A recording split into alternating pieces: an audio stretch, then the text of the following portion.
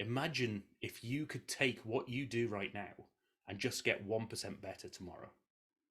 It might be as simple as 1% better by having a more efficient spreadsheet. It might be 1% better by having your meetings last 5 minutes less than they do today. But it's 1% better. It's just that little bit better than what you're doing today. And then the following day, you have 1% better again, and 1% better again. What are you doing in your organization that's leading to that incremental change? And what would it mean to you if you could compound that improvement? Hi, and welcome to Helping You Perform. I'm your host, Paul Teasdale. Over a career working with high-performing teams from across the globe, including 7 years working with Formula One team McLaren, I've learned a lot about what it takes to drive results. In this weekly podcast series, I'm going to be bringing you tips, tricks, and insights from the world of Formula One that you can apply to your organisation for your high performance. Enjoy. Hi, and welcome to episode 10 of the Helping You Perform podcast series. In episode 9, I covered off areas of teamwork, bringing in examples from the pit stop and how teams get together to work as a team and deliver as a team consistently to achieve the results they're trying to drive. In today's episode, I want to cover off improvement. What does improvement mean, and what should you be doing in your organization that helps you to get better at what you do? Now, improvement comes in many different guises, and there's lots of jargon around it. There's things like Six Sigma, continuous improvement, incremental change, all sorts of things that ultimately just mean you get better at what you do. Now, there are two types of improvement that I want to talk about today. One of them is that incremental change. So that's that small changes that build on each other to get better and better each day, the 1%ers. And the other one is what we call step change, which is where you maybe have a big initiative, you invest in something, it's a big change, but it is having a big impact on your performance. So if we talk to that example first, one of the great examples of step change in the world of F1 was something called the F duct. Now, this is something that came about by interpreting the rules around the rear wing of the car. Now, one engineer was reading those rules and thought, well, it says about the rear wing that it's not allowed to be movable. And the purpose of a rear wing, one of its key purposes, is to produce downforce to push the car onto the track. That really helps during the corners, but actually you want to minimize downforce during the straights. You want to be able to cut through the air quicker.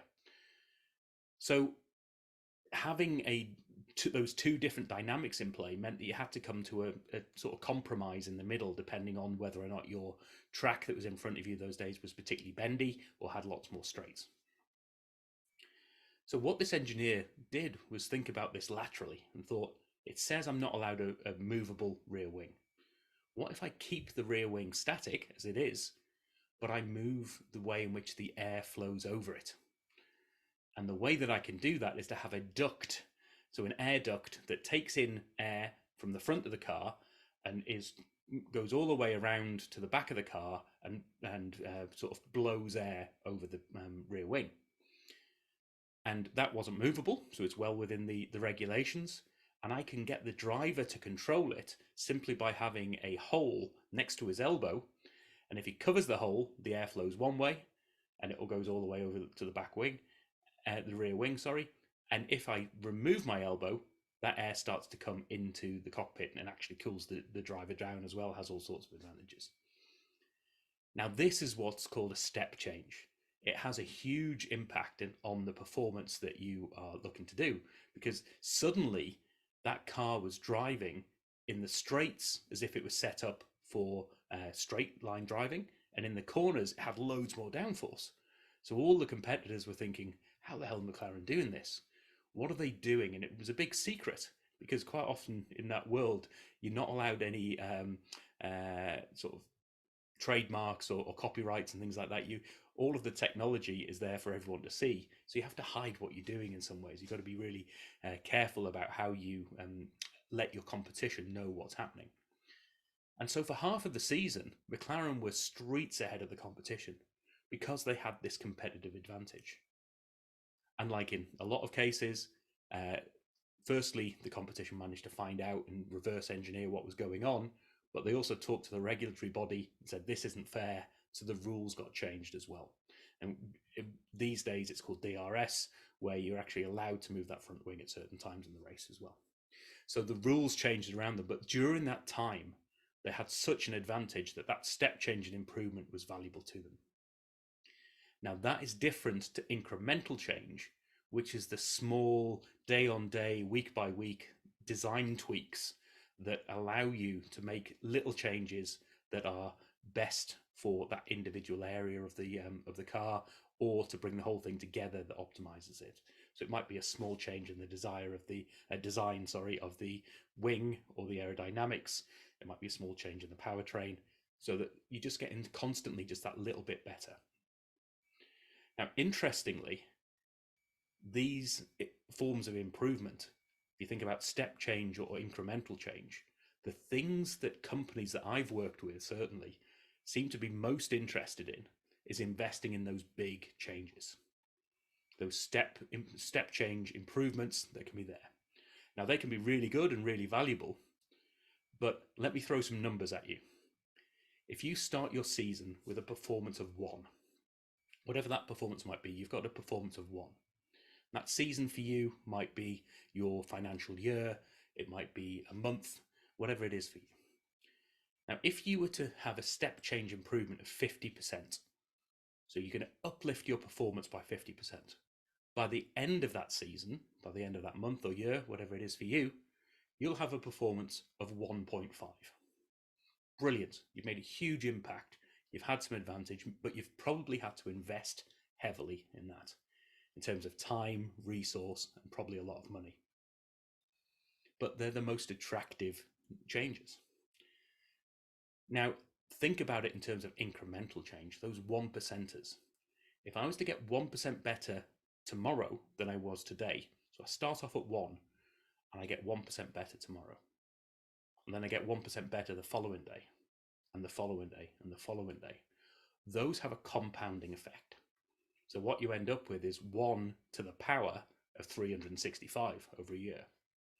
And that, if my maths is correct, and I'm just looking down here, is 37.8. So instead of 1.5 performance, you've got 37.8. Just put simply like that, which one would you prefer? But most of the time in large organizations, small organizations even, we're looking for that big change that's going to make a step improvement. They can be really good for the organization. It might be the right way to go, but don't underestimate the power of incremental change. So what does that mean in your organization? Imagine if you could take what you do right now and just get 1% better tomorrow.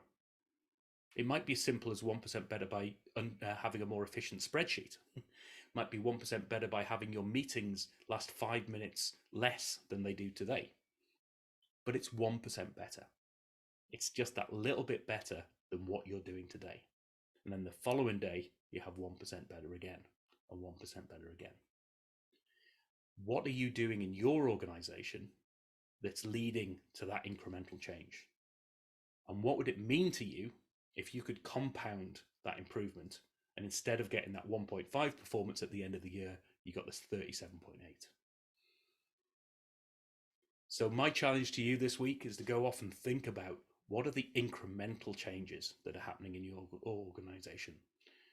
Also think about the big step changes as well.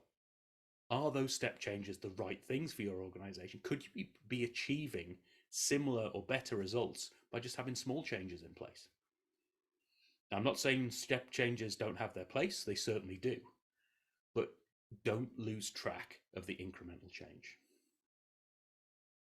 This is how large organizations and teams like McLaren get to where they are in terms of improvement. They don't lose track of the day-to-day. And they also don't lose track of the basics, because the basics are your foundation on which you build. And if you don't have an understanding of where your current performance is, you don't know where to build off. And you can't track whether or not you're getting better and better. So as always, if you want to talk about this and what it means to your organization, you want to get in touch with me and talk about incremental improvement or potential step change improvement for you, then go to my website at paulteasdale.co.uk.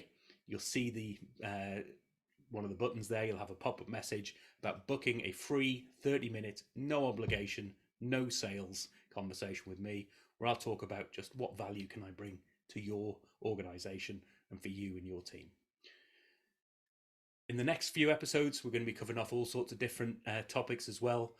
If you've got anything that you'd like me to cover off in particular, please do get in touch. I'd love to hear what your challenges are and what lessons you want to take from the world of F1 and apply to accelerate your performance.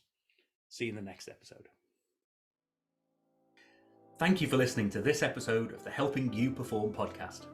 If you found value in this episode, please take a moment to like, share, or review the podcast. You can reach out to me at any time, either through LinkedIn or through my website at www.paulteasdale.co.uk. I look forward to speaking to you in the next episode.